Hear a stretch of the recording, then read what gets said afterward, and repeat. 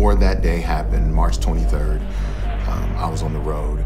Usually the day before I have to leave, I make everything about family. So I call the label and cancel certain things that I had scheduled because I don't know, I just, in my heart, felt like I needed to be home.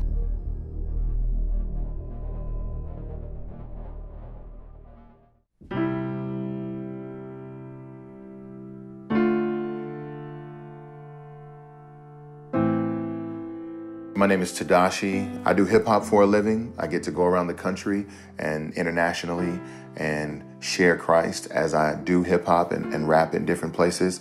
At least 40 weeks out of the year, there's travel involved. And that has been what I've done the last 8 to 9 years of my life.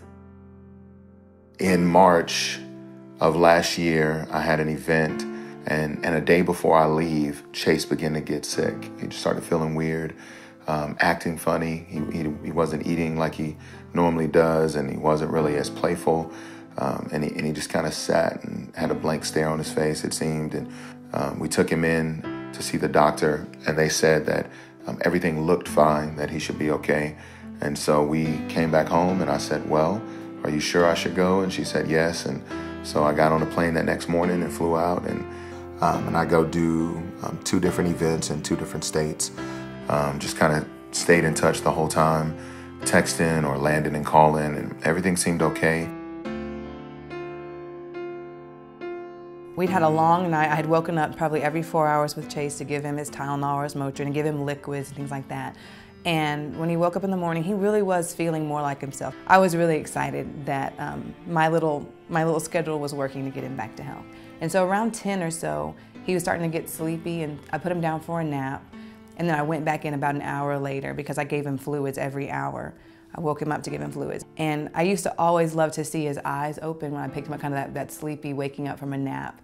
And they didn't do that. And that began the worst experience of my life. Kind of chaos and you know, tragedy begins to set into my heart, but I can't get scared yet. And so we get to the hospital, they continue to try to resuscitate and to get his heart to start, and it doesn't, it never does. And so one of the ladies at the hospital comes over to me at around 12 and says, I'm so sorry, he didn't make it. And so I kind of freeze and scream real quick and then go to Chase and give him a kiss. And then there's this foggy walk to like the chapel in the hospital where they start asking me, can we call your pastor? Do you want to call your husband? And so I get someone's phone, and my mom wants to call Tedashii. I'm like, I need to call him. I need to call him. So I get on a plane, we land in Dallas, and I turn on my phone, and I look, and I have all these messages, and I have a missed call from Danielle. So I call her back, and that's when she tells me Chase passed. I just break right on the plane. And I'm loud, and I'm hitting the wall, and I'm really crying. And this lady next to me just reaches over, and she said, just have faith. Faith in a holy God. Faith in a holy God. And that was the first thing I heard after I heard the news, which was honestly, I think, just a grace from the Lord, because it sobered me enough to get off the plane and not be as irrational as I think I wanted to be. I was just real stoic until Tedashii walked through the back door. And so when I saw him, and I hugged him, and we met again, and that's when I just kind of broke down. Like I felt like I couldn't mourn until he got there, because we lost our son. And so we just kind of stand in the den and just cry, cry, cry. And it was just a horrible, horrible moment of sadness and shock and awe. Losing Chase and going through suffering and grief the way that we gone through it shook me. Faith-wise, it shook me. There'd be days I'd wake up and get ready to go get a bottle, and I'm like, wait, I don't need to do that right now.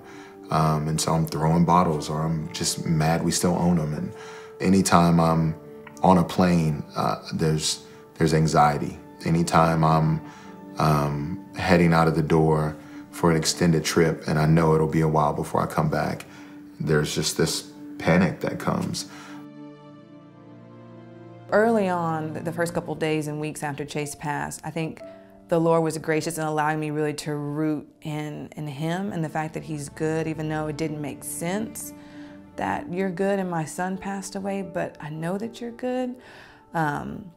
I just started to cling to the gospel more than I ever had done. And I had women and home group family in our life that was encouraging us to do the same. And Tadashi and I's grieving process was very different. I was there, and I feel like I always say I laid Chase to rest that morning by putting him down for a nap, because I'm convinced he'd already passed when I took him out of the crib.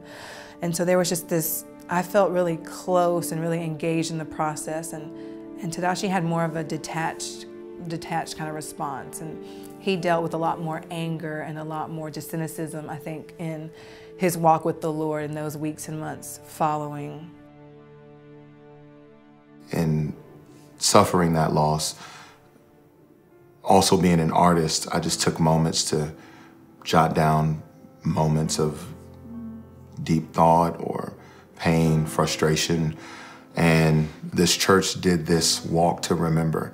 At the end of it, this guy stands up and he grabs this book and he just starts reading the names off of all the people who are being remembered and honored. And he said Chase's name, and I was just like, nobody says his name anymore, you know? But when he did, it was real, you know? It made him real, like, oh, you were really here. You were a person. You were alive. You were really here. And so for that reason, I was like, I'll do a song, and I'll make it about you, and I'll name it you, and they will always say your name. Forever, oh. In the morning, I would play with you. Your smile would be the only thing that helped me make it through. So many things I want to say to you, but I guess that heaven couldn't wait for you. I dreamed of a life that would last past mine. The year's been tough, but in that, I try to at least celebrate the fact that I've been given new life in Jesus.